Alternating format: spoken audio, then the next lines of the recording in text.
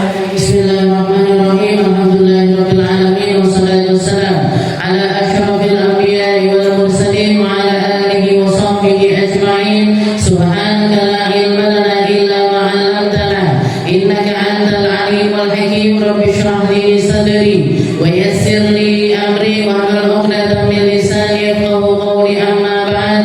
Alhamdulillah ala ni'matil Islam, alhamdulillah ala ni'matil iman, wa kafa biha min ni'mah. Alhamdulillah, segala puji bagi Allah Subhanahu wa taala yang memberi kita nikmat Islam iman, memberi kita nikmat sehat serta sempat untuk selalu mengkaji firman-firman Allah Subhanahu wa taala, lafaz-lafaz dari setiap kalimat yang syarat akan makna yang luar biasa, yang datang bukan dari manusia tapi dari Sang Pencipta manusia, bukan dari seorang makhluk akan tetapi dari Sang Pencipta makhluk itu sendiri, yaitu Allah Subhanahu wa taala. Maka tidak ada kalimat yang seindah kalamullah, tidak ada perkataan yang seindah perkataan Allah Subhanahu wa taala, tidak ada pentadabburan dari kalimat yang lebih dalam dibandingkan apa yang kita dapatkan dari setiap untayan-untayan kalimat yang Allah Subhanahu wa taala titipkan lewat lisan mulia Nabi kita Nabi Muhammad sallallahu alaihi wasallam, dan dijaga terus-menerus lewat para hamba-hamba Allah taala yang dikasih kemuliaan sama Allah taala tentang Al-Qur'an. Allah Subhanahu wa taala bahkan menganggap orang-orang yang menjadi wi'aul Qur'an, yang menjadi penadah-penadah Al-Qur'an, mereka adalah keluarganya Allah wa khassatuh, bahkan yang paling dekat dari keluarganya Allah. Allah Subhanahu wa taala tidak memiliki keluarga, lam yalid wa lam yulad wa lam yakul lahu kufuwan ahad. Sifatnya Allah taala tidak beranak dan tidak diperanakkan.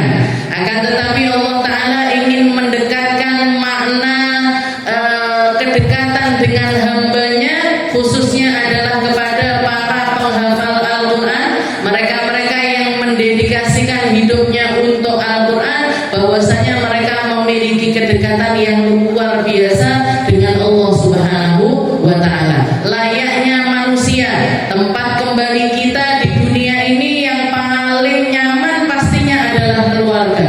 Tempatnya kita berkeluh kesah, tempatnya kita kembali, mereka ketika kita senang mereka jadi orang yang pertama kali ikut senang, ketika kita sedih mereka juga adalah orang-orang yang pertama kali akan ikut sedih dengan kita.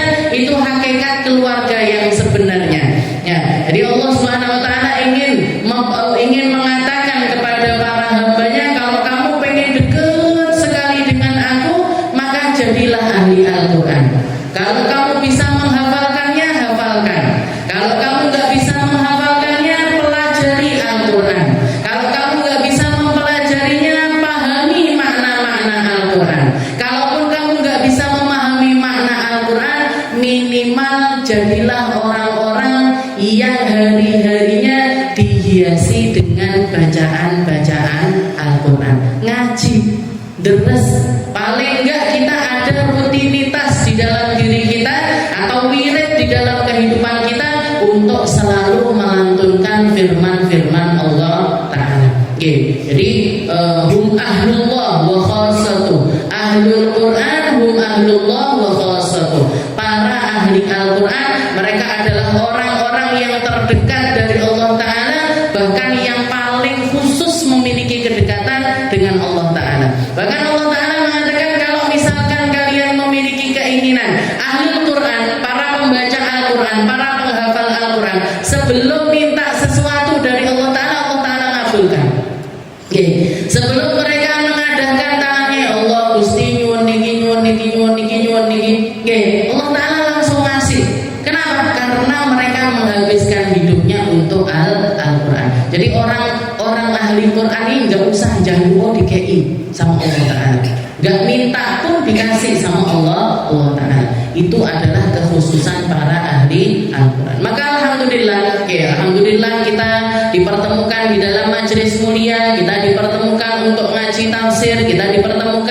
untuk mentadabburi firman-firman Allah Ta'ala, ini adalah nikmat yang tidak akan pernah bisa kita beli dengan nilai berapapun, yang gak akan pernah bisa jenengan bayarkan dengan nominal berapapun, gak bisa. Oke, kalau Allah Ta'ala mau ngasih kepada manusia, Allah Ta'ala ngasih. Tapi kalau Allah Ta'ala gak pengen ngasih kepada hamba tersebut, sebanyak apapun hartanya, selonggar apapun hidupnya, sedekat apapun mereka dengan para ahli Al-Quran, gak dikasih Bu sama Allah Ta'ala. Maka ketika kita didudukkan sama Allah Ta'ala di tempat semacam ini, telinga kita dibukakan, mata kita dipandangkan, hati kita diluaskan, maka ini adalah kenikmatan yang besar yang menjadi pertanda bahwasanya Allah Ta'ala menginginkan kebaikan terbaik untuk kita, menginginkan tempat terbaik untuk kita, menginginkan kita untuk naik derajatnya di sisi Allah Subhanahu wa Ta'ala. Maka jangan disia-siakan, jangan dianggap sebagai sesuatu yang remeh, kita pertahankan, kita genggam, diniati istilahnya, kita niatkan di dalam diri kita untuk terus berada di lingkungan yang semacam ini sampai ajal menjemput kita semuanya. Itu yang jadi harapan kita. Kita kembali masih di dalam suratul Takwir, masih di dalam surat At-Takwir, ila an qala Allah Ta'ala fi kitabihil aziz. A'udzu billahi minasyaitonir rajim. Bismillahirrahmanirrahim. Fala uqsimu bil khunnasil jawaril kunnas wal laili idza as'as was subhi idza tanafas innahu laqawlu rasulin karim fi quwwatin 'inda dzil 'arsy makin muta'in thamma amin wa ma sahibukum bimajnun wa laqad ra'ahu bil ufuqil mubin wa ma huwa 'alal ghaibi bidhanin wa ma huwa biqawli syaitanir rajim fa aina tadhhabun in huwa illa dzikrun lil 'alamin liman syaa'a minkum an yastaqim wa ma tasyaa'una illa an yasha'a Allahu rabbul 'alamin. Setelah Allah Subhanahu wa Ta'ala bersumpah atas makhluk-makhluknya yang besar, atas makhluk-makhluknya yang mulia, atas makhluk-makhluknya yang memiliki jalalun, yang memiliki kebesaran secara fisik ataupun juga memiliki sesuatu yang tidak dimiliki oleh makhluk-makhluk yang lainnya. Di antaranya Allah Ta'ala menceritakan tentang bintang-bintang yang ada di atas langit. Setelah itu juga dengan waktu malam, waktu subuh, itu semuanya adalah makhluk-makhluknya Allah Ta'ala yang taat kepada setiap perintahnya Allah. Disuruh malam, terjadilah malam. Disuruh siang, terjadilah siang. Siang tidak pernah berdebat dengan malam, dan malam juga nggak pernah berdebat dengan siang. Semuanya ada di bawah kendali Allah Subhanahu wa Ta'ala. Setelah Allah Ta'ala bersumpah tentang sesuatu, sesuatu yang akan dikatakan sama Allah Ta'ala selanjutnya sudah pasti merupakan sesuatu yang sangat-sangat mulia. Demi ini dan ini, katanya Allah Ta'ala, innahu laqawlu rasulin karim dzi quwwatin 'inda dzil 'arsy makin. Sesuatu yang ingin disampaikan Allah Ta'ala kepada para hamba, utamanya adalah manusia dan juga para jin. Demi kemuliaan makhluk-makhlukku ini, demi setiap ciptaan-ciptaanku yang ini, Allah Ta'ala mengatakan innahu laqawlu rasulin karim. Sungguh Al-Quran ini adalah perkataan dari seorang Rasul yang mulia.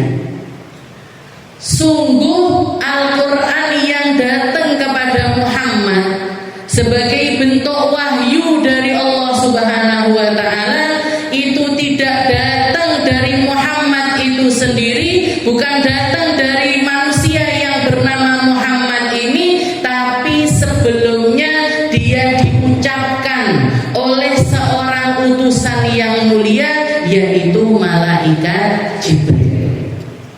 Allah Subhanahu wa Ta'ala menurunkan wahyu sebagai aturan-aturan mutlak manusia, cara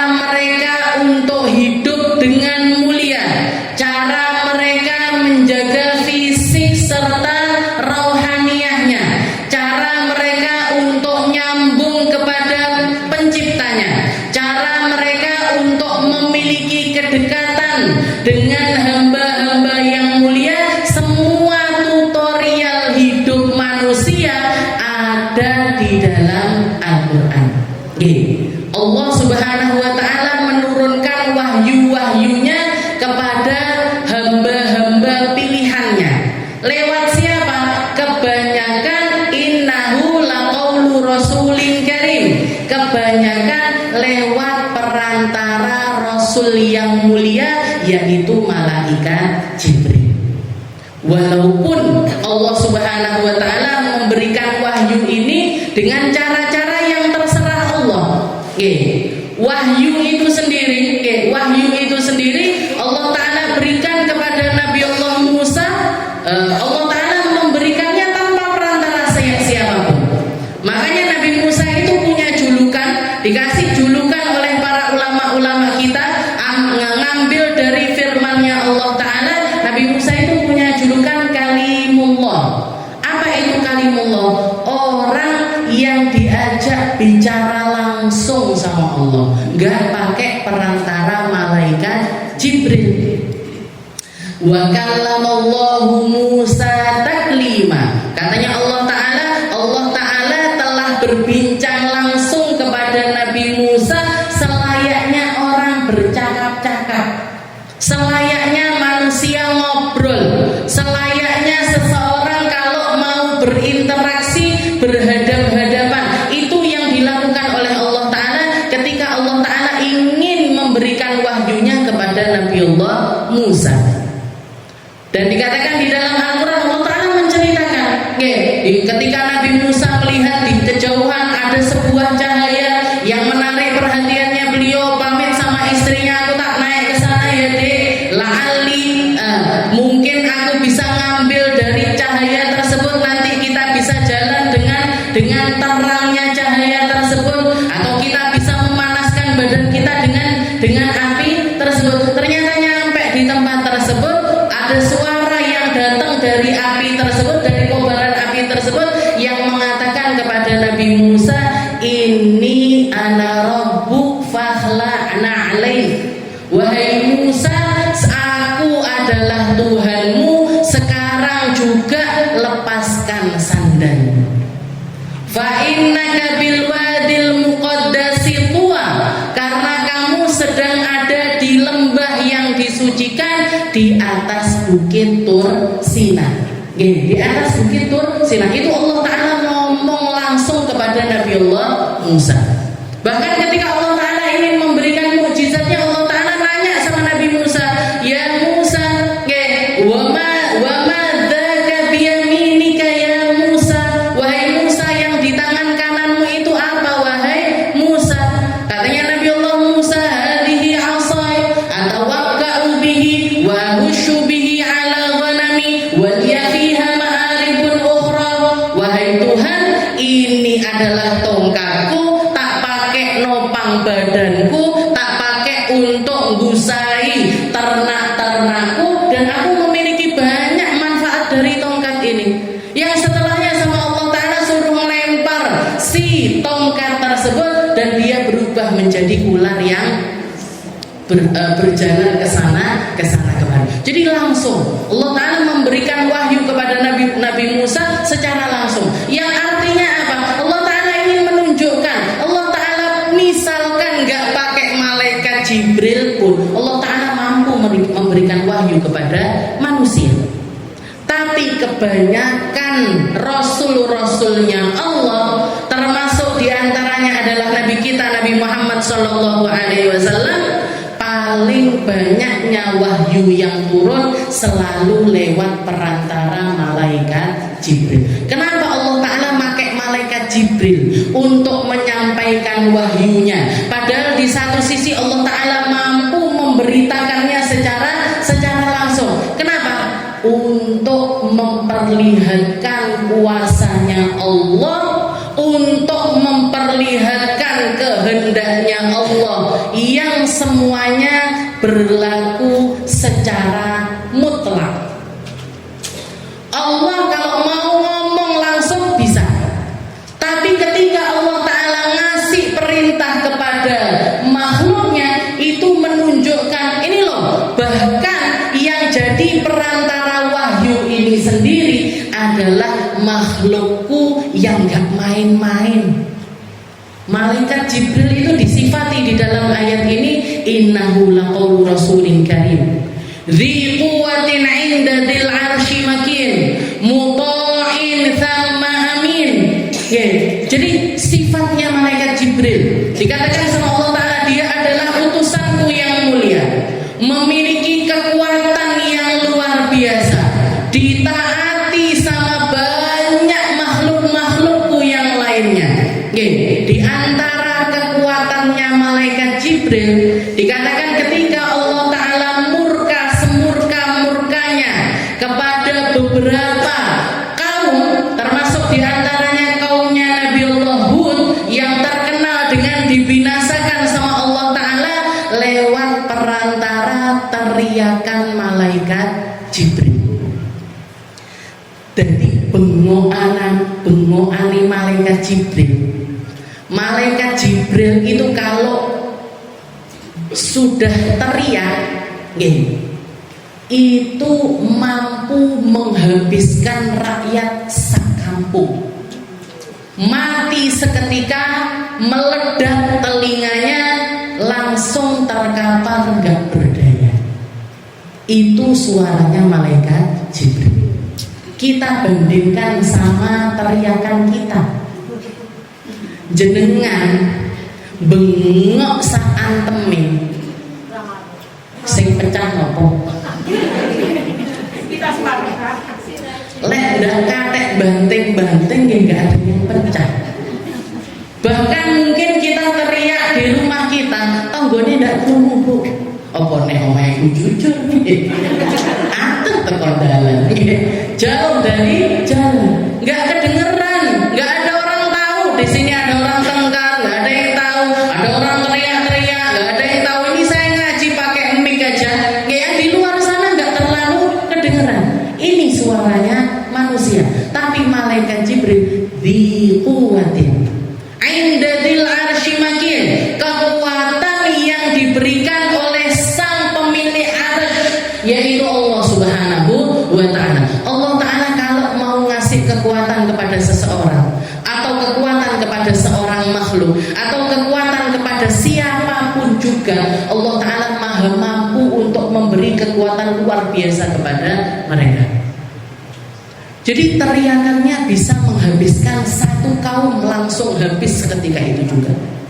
Juga dikatakan ketika Allah Subhanahu wa Ta'ala ingin membinasakan kaumnya Nabiullah Lut yang terkenal dengan maksiatnya yang gak masuk akal, yaitu laki-laki menyukai laki-laki, sehingga Allah sudah didakwai dengan segala macam cara, diutuskan Nabiullah Lut untuk meluruskan mereka dan lain sebagainya, gak ada perubahan sama sekali. Maka Allah Ta'ala berkehendak untuk membinasakan mereka. Dibinasakan mereka dengan cara apa? Dibinasakan dengan cara malaikat Jibril diperintahkan untuk membentangkan satu sayapnya. Dan dikatakan malaikat Jibril itu memiliki 600 sayap. Ketika satu sayapnya dibentangkan, ketutupan Bu bainas sama'i wal ardh, antara langit dan bumi ketutupan.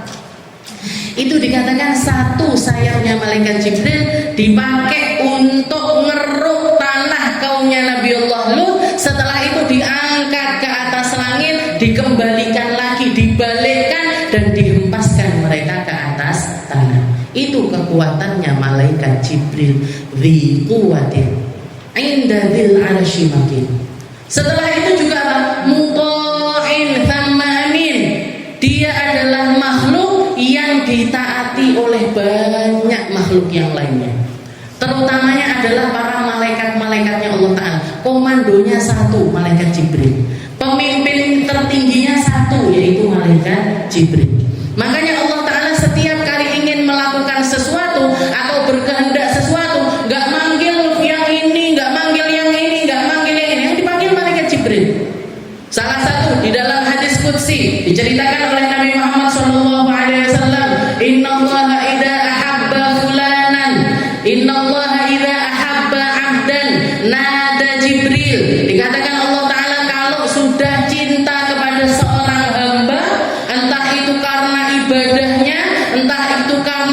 kebaikan hatinya, entah itu karena kedekatannya dengan orang-orang mulia, entah jalur apa, dia menjadi hamba tercinta di sisi Allah Ta'ala. Innallaha idza ahabba 'abdan nada Jibril, yang dipanggil malaikat Jibril. Setelah itu ketika dipanggil malaikat Jibril, Allah Ta'ala mengatakan kepada malaikat Jibril, ya Jibril, inni uhibbu fulanan. Wahai Jibril, aku cinta kepada hambaku yang namanya fulan bin fulan. Fa'ahibbu, maka cintailah dia. Fa'ahabbahu Jibril, maka malaikat Jibril pun ikut mencintai hamba tersebut karena Allah Ta'ala mencintai hamba tersebut. Tsumma nada malaikatas sama. Setelah itu malaikat Jibril memanggil seluruh penduduk langit, seluruh malaikat-malaikat yang lain yang ada di langit dipanggil sama malaikat Jibril. Setelah itu malaikat Jibril mengatakan, innallaha ahabba fulanan fa'ahibbu. Sesungguhnya Allah Ta'ala cinta kepada hambanya yang namanya fulan bin fulan, sebagaimana aku cinta karena cintanya Allah, kalian semuanya harus juga mencintai dia.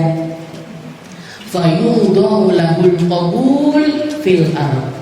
Salah satu tandanya hamba yang dicintai sama Allah Ta'ala, dicintai sama malaikat Jibril, dicintai sama para penduduk langit, Allah Ta'ala meletakkan di atas bumi qabulun alaihi. Orang-orang bumi pun ikut terkena kecipratan cinta dari apa yang terjadi di atas langit. Maka kita boleh, Bu, ngelihat pakai kacamata dohir itu boleh. Kok banyak orang seneng sama dia ya? Kok banyak orang dengerin omongannya ya? Kok banyak orang terpengaruh sama orang tersebut? Itu bisa jadi menjadi salah satu tanda bahwa hamba tersebut dicinta sama Allah Ta'ala. Begitu juga sebaliknya. Jadi manusia terkenal di atas langit itu dua macam. Entah itu dicinta sekali, entah itu dibenci sekali.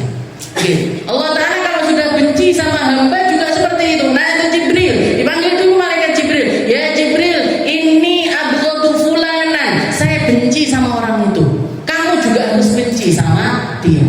Malaikat Jibril ngomong sama malaikat langit, Allah Ta'ala benci sama hamba tersebut, kalian semua juga harus benci sama dia. Fayudhu lahul baghdhu fil ardh. Maka di bumi pun dia jadi orang yang enggak disenangi sama orang. Dia menjadi seseorang yang enggak diterima di bumi. Banyak orang benci sama orang tersebut. Nah ini yang dia. Jadi muta'in, malaikat Jibril itu ditaati. Dan taatnya para malaikat yang lainnya itu juga karena ketaatan mereka kepada Allah Subhanahu wa Ta'ala. Nyambung, Bu.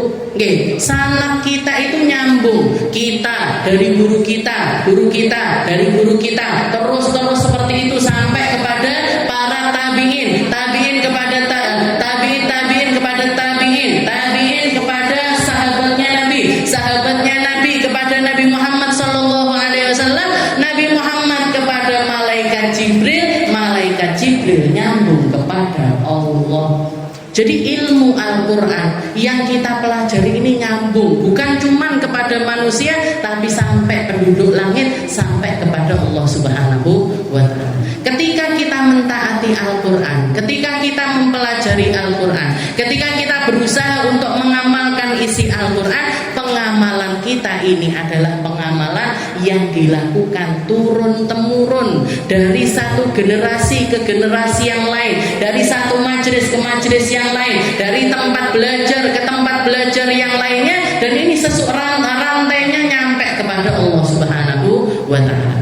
Muta'in thamma amin, dan dia adalah makhluknya Allah Ta'ala yang paling amanah. Jadi apapun yang menjadi perintah Allah diberikan, gak dikelongi sama sekali sama malaikat Jibril. Gak ada yang gak disampaikan oleh malaikat Jibril. Gak ada yang tidak diberikan. Semuanya sesuai perintah dari Allah Subhanahu wa Ta'ala. Allah Ta'ala nyuruh menyampaikan seperti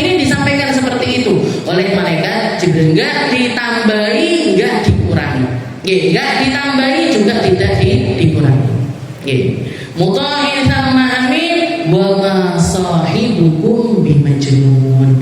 Jadi di sini sumpah tersebut Allah Ta'ala ingin menyampaikan tentang dua perkara.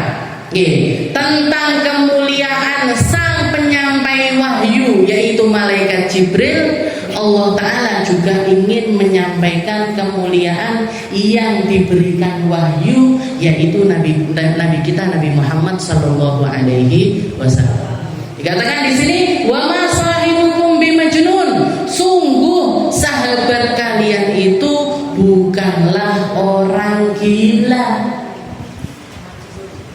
Ini raddullah ala kufar Quraisy, penolakan Allah Ta'ala secara terang-terangan terhadap perkataannya orang-orang kafir Quraisy yang seringkali mengolok-olok Nabi Muhammad dengan kata-kata innahu majnun, innahu sahir, innahu kahin.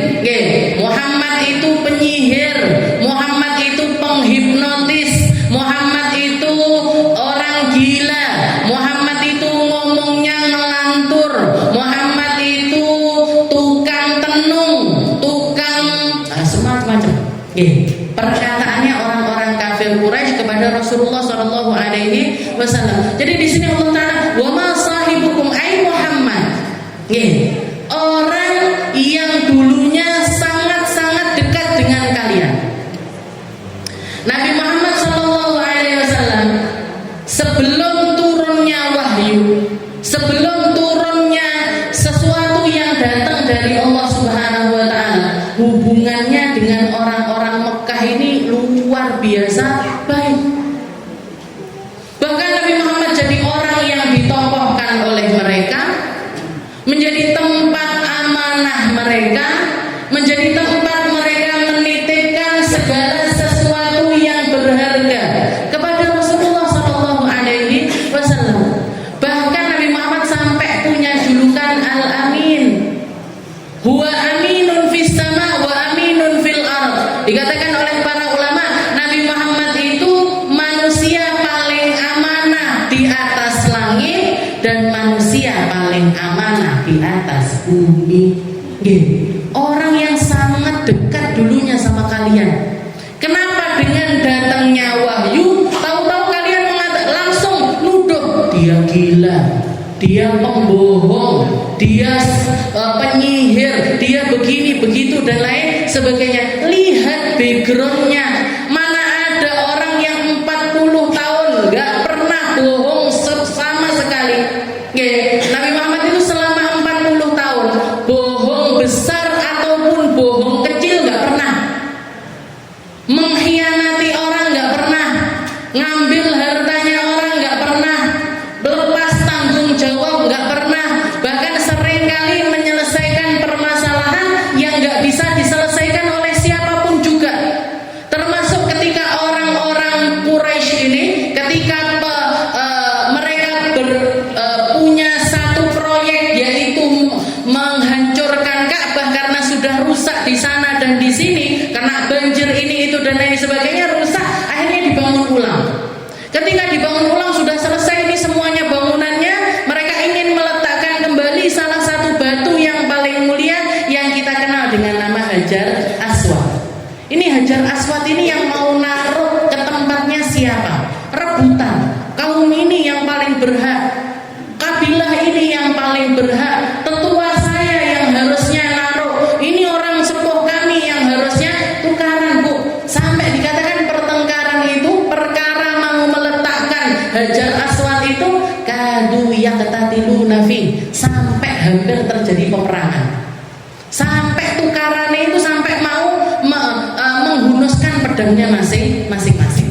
Akhirnya ada seorang bijak di antara mereka yang mengatakan gini aja, kita damai dulu, jangan sampai ini perkara baik ini harus dinodai dengan pertumpahan darah gara-gara perkara. Tapi semuanya yel-yelan karena mereka tahu kemuliaan dari Hajar Aswad.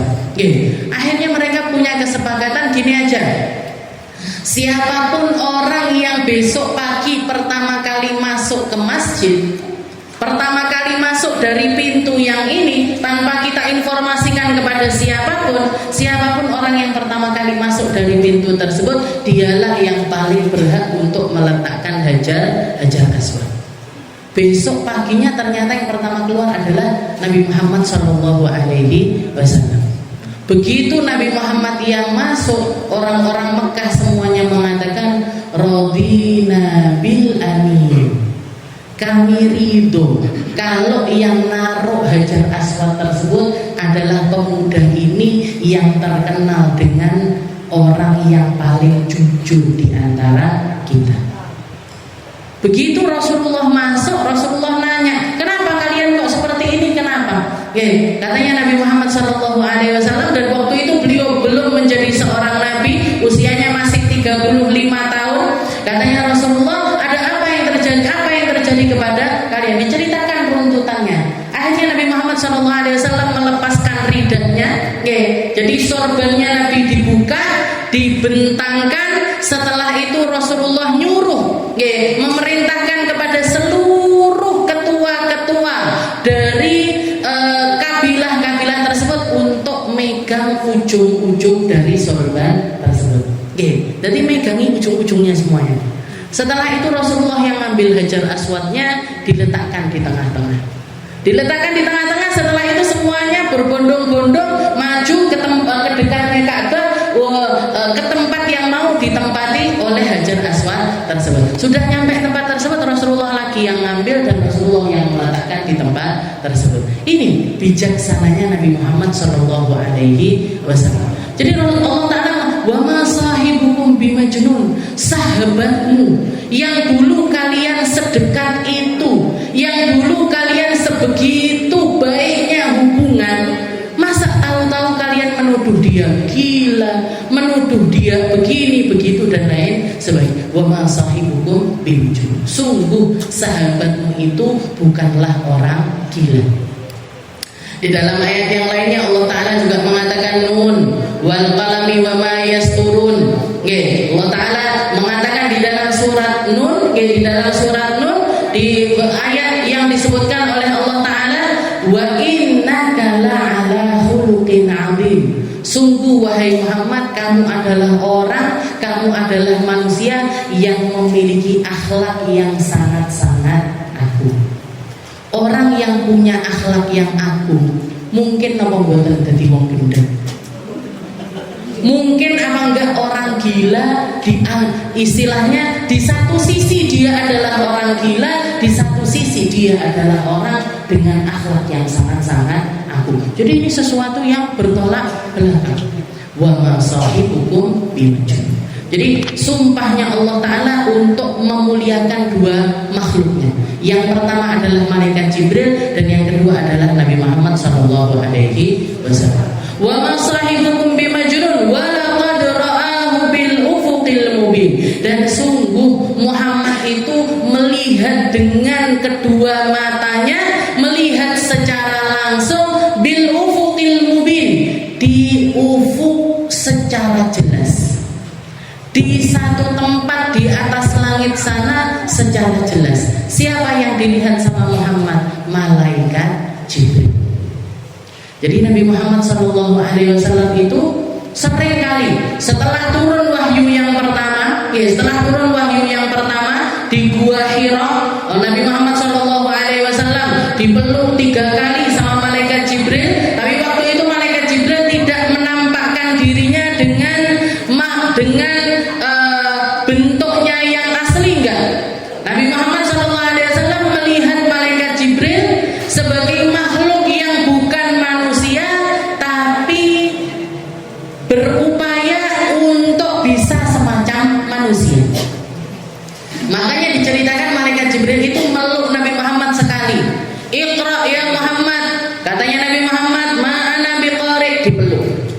Setelah itu dilepaskan lagi, Iqra ya Muhammad, katanya Nabi, ma'ana biqari, dipeluk lagi. Setelah itu dilepaskan lagi, ya Muhammad Iqra ma'ana biqari. Nabi Muhammad jawab lagi dengan perkataan, aku bukan orang yang bisa baca, bisa nulis. Ma'ana biqari.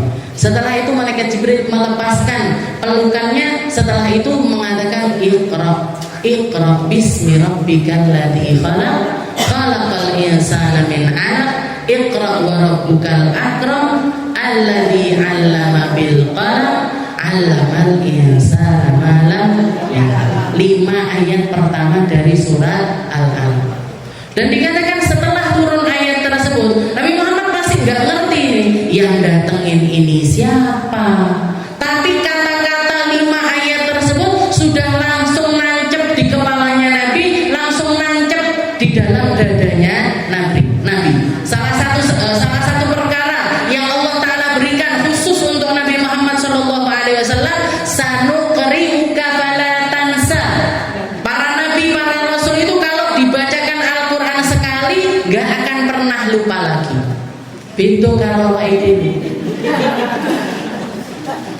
moco saiki apa saya atakwil ini apa pembuatan jenengan atakwil duduk surat langganan ini.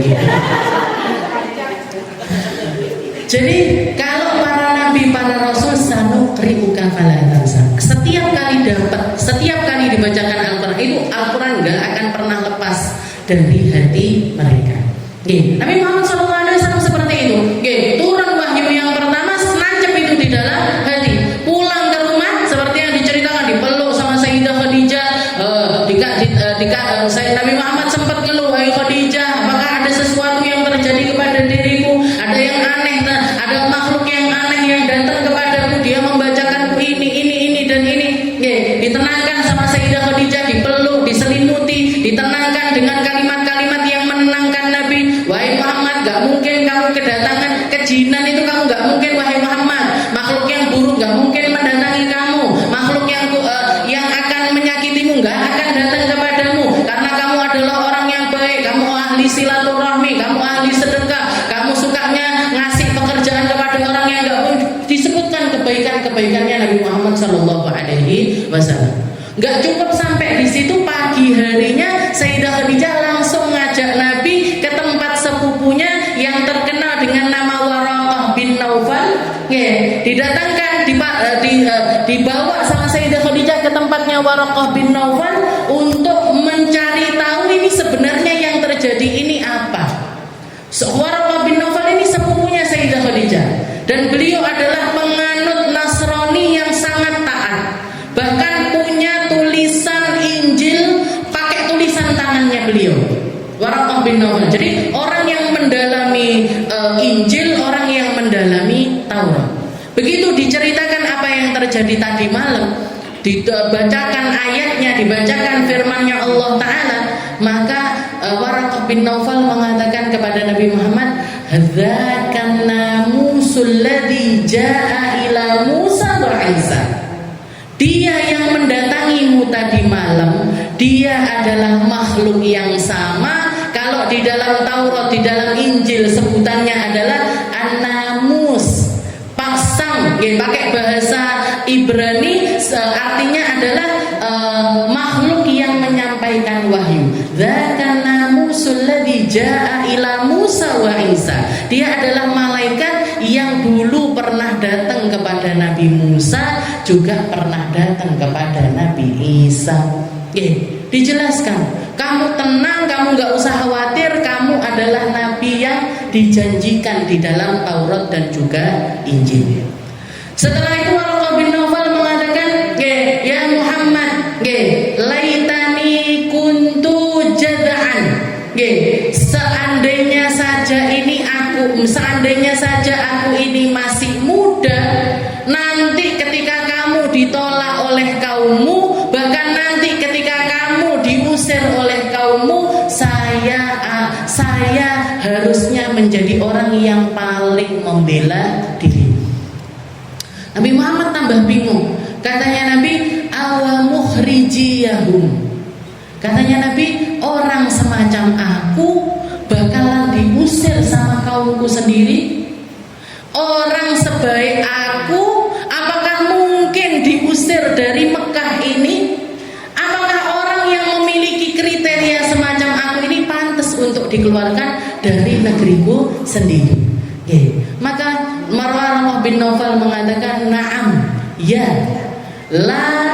laisa ahadan, gak ada seorang pun yang didatangi dengan semisal yang datang kepada dirimu, kecuali dia akan dimusuhi, kecuali dia akan ditolak, kecuali dia akan diusir dari tempat kelahirannya sendiri.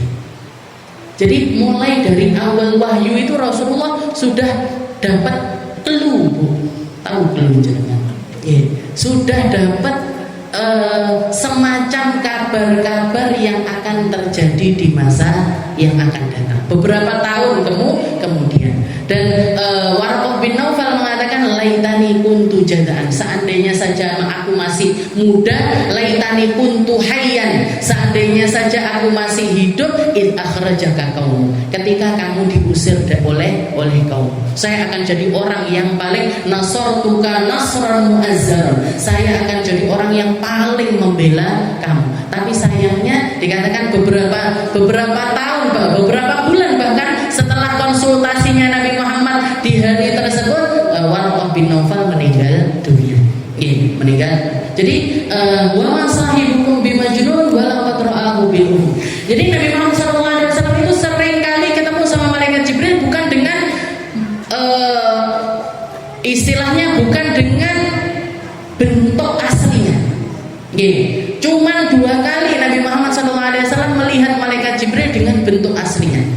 Yang pertama adalah setelah datangnya wahyu yang pertama. Jadi setelah turunnya wahyu yang pertama di Gua Hira tersebut, Rasulullah itu nggak kedatangan wahyu lagi sampai kurang lebih 40 hari.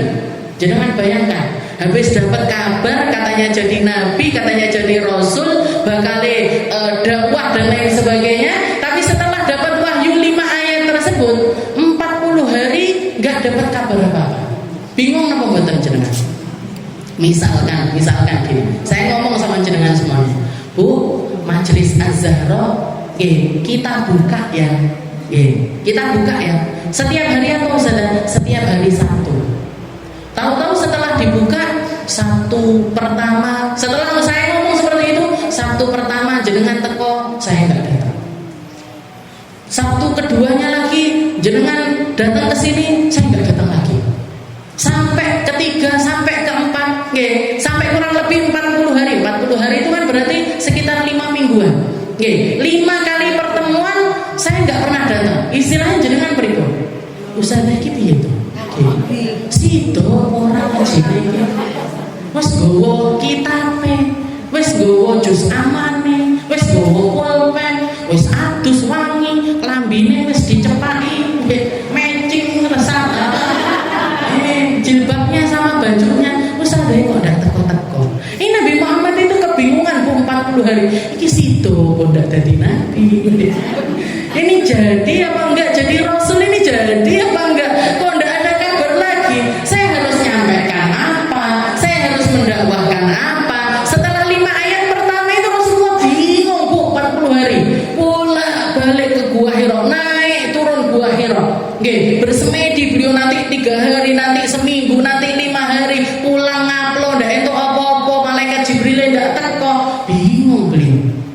Sampai kurang lebih 40 hari dikatakan ketika Rasulullah dalam keadaan kesedihan yang semacam itu, puncaknya kesedihan karena digantung, kayak orang digantung sama Allah Ta'ala, isi do pun ndak sih dakwah ini nanti jadi apa enggak.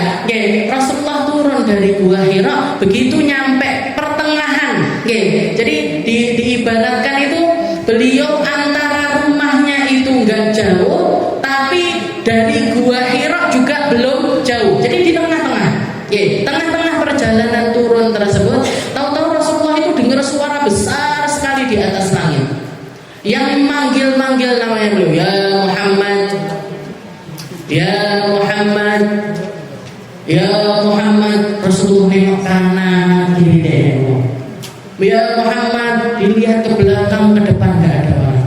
Begitu Rasulullah nengok ke atas langit, Dikatakan Rasulullah melihat malaikat Jibril dengan bentuk aslinya duduk di atas kursi bainas sama di antara langit dan bumi. Di antara langit dan bumi. Itu malaikat Jibril bentuknya besar sekali dengan bentuk aslinya yang punya 600 sayap itu tadi. Yang punya 600 sayap itu tadi lagi nengok ke bawah, delok mentelengi Nabi Muhammad SAW sambil mengatakan, "Ya Muhammad." Jangan bayangin. Serem Honda, serem sekali. Rasulullah bergetar untuk kedua kalinya. Yang pertama itu beliau dapat wahyu getar seperti itu. Yang kedua tambah pedih, tambah ketakutan. Beliau lari masuk ke rumahnya, diselimuti lagi sama Sayyidah Khadijah, ditenangkan lagi oleh Sayyidah Khadijah. Baru setelah itu malaikat Jibril masuk ke rumahnya Nabi dalam keadaan tidak seperti yang sebelumnya, dan turunlah wahyu yang kedua. Ya ayyuhal muzammil qum fa'anzir wa rabbaka fakabbir wa thiyabaka fatahhir warrujza fahjur. Turun ayat dari awal surat Al-Muzammil.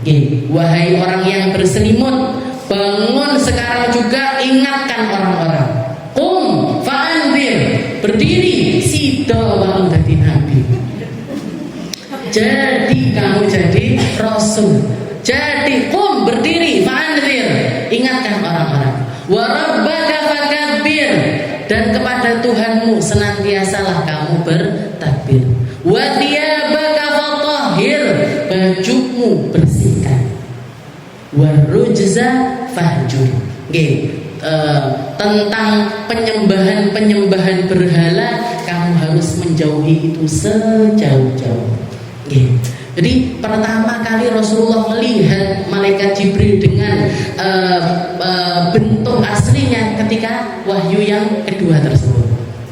Dan yang kedua kali Nabi Muhammad melihat malaikat Jibril dengan bentuk aslinya ketika malam Isra Mi'raj. Ketika Lailatul Isra wal Mi'raj. Selain itu malaikat Jibril seringkali berbentuk manusia, tapi yang pasti mesti bentuknya laki-laki yang mulia, parasnya indah, badannya dedeke api, seperti itu yang diikuti oleh malaikat. Bahkan malaikat Jibril seringkali menyamakan dirinya atau membentuk dirinya itu semacam salah satu sahabat Nabi yang paling ganteng.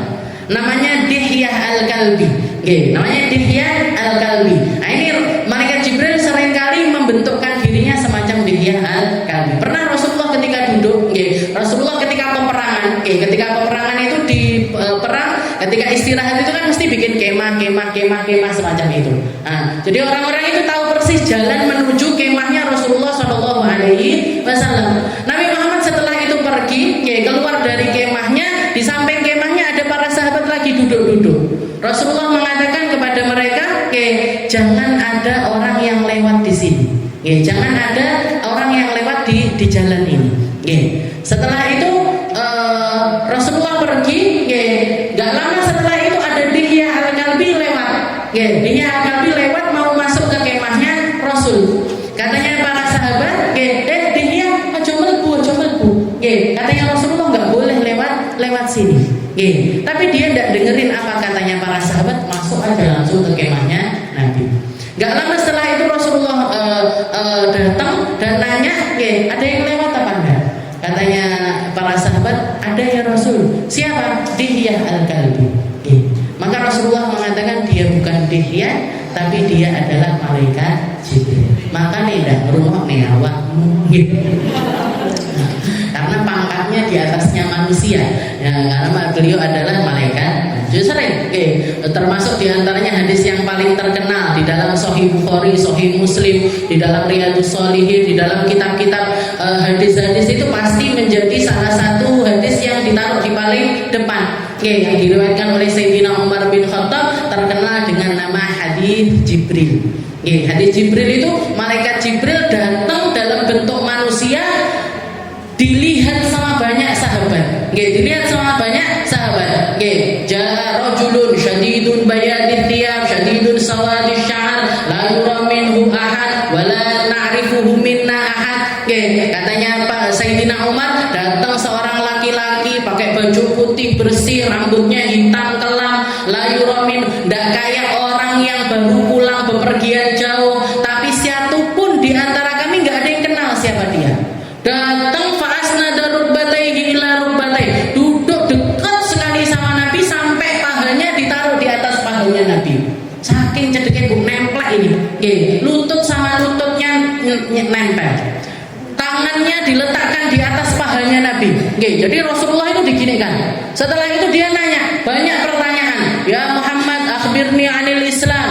Dijawab sama Nabi, wahai Muhammad, kabarkan aku apa itu Islam. Dijawab sama Nabi, Islam anta syahadu an la ilaha illallah wa anna Muhammadar Rasulullah, tuqimus shalah, tu'tiyaz zakat, tasum Ramadan.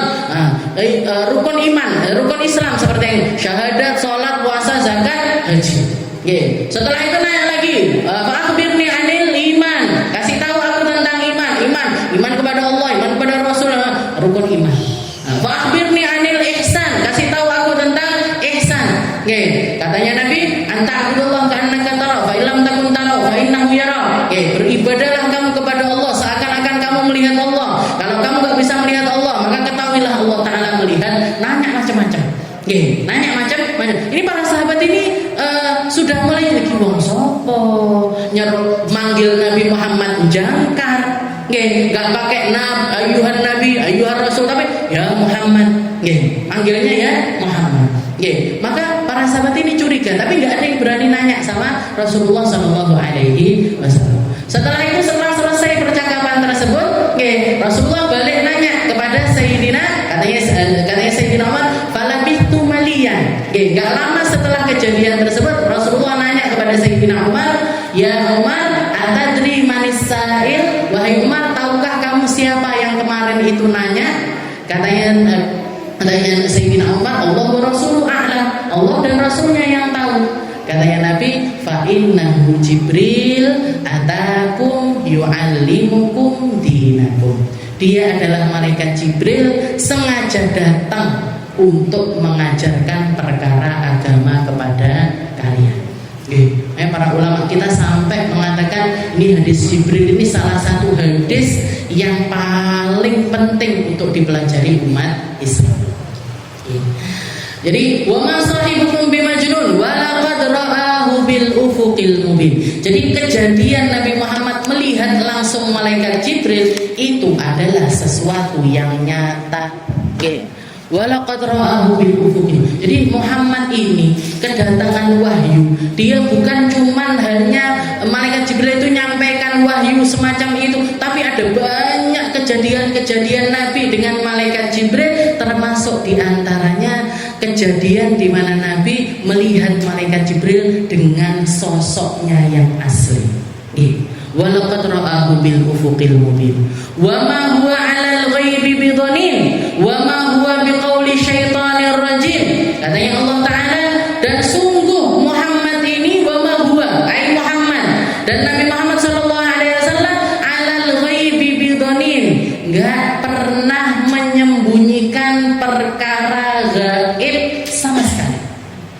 Jadi perkara gaib yang pernah terjadi kepada Nabi semuanya diceritakan kepada umat, kecuali sesuatu yang memang Allah Ta'ala memerintahkan Nabi untuk tidak menyampaikannya, atau sesuatu yang memang Allah Ta'ala tidak memberikan ilmunya kepada Nabi. Kayak misalkan tentang perkara ruh, gak ada yang mengerti hakikatnya ruh, gak ada yang tahu seperti apa itu ruh, gak ada yang tahu bagaimana model dari ruh, itu gak ada yang tahu. Bahkan keilmuan yang dikatakan zaman sekarang ini sudah ilmu sains semaju ini, semodern ini dan lain sebagainya, gak akan ada yang bisa menjelaskan secara rinci apa itu ruh. Tapi kita semuanya tahu ruh itu bisa dirasakan. Rasanya apa? Ya orang kalau masih punya ruh di dalam dirinya, dia masih hidup.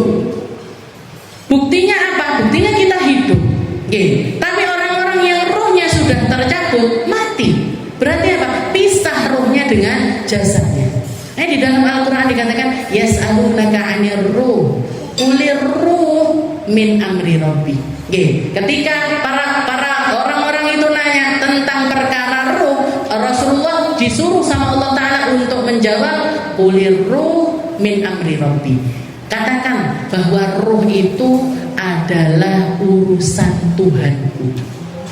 Gak ada yang tahu hakikatnya kecuali Allah.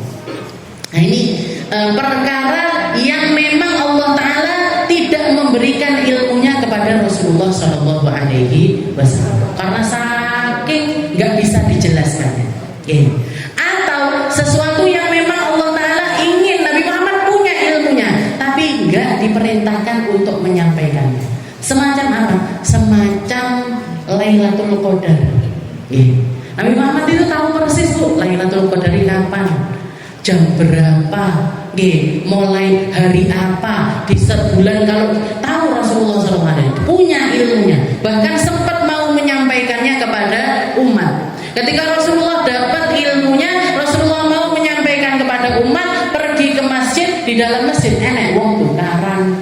Ada 2 orang laki-laki tengkar, dilerai sama Nabi nggak bisa. Akhirnya yang pertamanya Rasulullah mau menyampaikan, beliau mengurungkan niatnya, dan setelah Rasulullah mengurungkan niatnya, dapat perintah untuk menyembunyikan ilmu tentang Lailatul Qadar. Ini Rasulullah punya ilmunya, tapi diperintahkan untuk menyembunyikan. Ataupun juga ilmu tentang kapan hari kiamat. Rasulullah tahu kapan kiamat, tapi sama Allah Ta'ala suruh menyembunyikan hal.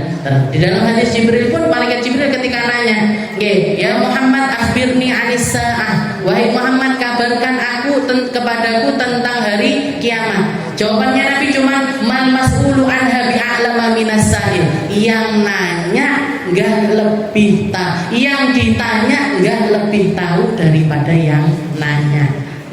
Maksudnya apa? Malaikat Jibril sama Nabi Muhammad itu sama-sama tahu, tapi juga sama-sama tahu untuk menyembunyikan kapan terjadinya kiamat. Cuman disuruh ngasih kisi-kisi, cuman disuruh ngasih alamat-alamatnya atau juga tanda-tandanya. Wa ma huwa 'alal ghaibi bidonin. Jadi Nabi Muhammad ini adalah seorang nabi yang sama sekali tidak menyembunyikan tentang perkara tentang Isra Mi'raj, disampaikan semuanya, Bu. Meskipun akal manusia atau nalarnya manusia sejauh itu untuk memahaminya, meskipun otaknya kita jauh sekali untuk menerima kejadian tersebut, logika kita nggak akan mungkin bisa menerimanya kalau kita pakai logika. Tapi Isra Mi'raj itu orang yang mempercayainya murni pakai iman, murni pakai kepercayaan. Kalau kita memahaminya pakai logika, nggak mungkin terima. Oh yo tenan budal ke Mekah moro Palestina hanya dalam hitungan detik. Apa ya bisa dari Masjidil Aqsa naik ke Sidratul Muntaha hanya dalam waktu semalam, bahkan nggak lebih dari 5 menit atau 10 menit. Dengan banyaknya kejadian yang terjadi kepada Rasulullah SAW, naik mampir ke Bethlehem suruh sholat, naik lagi mampir ke Bukit Tursina sholat, naik lagi mampir ke Masjid Nabawi yang nantinya akan jadi Masjid Nabawi, turun sholat lagi. Kejadian yang nggak masuk akal terjadi di waktu yang sangat singkat sekali.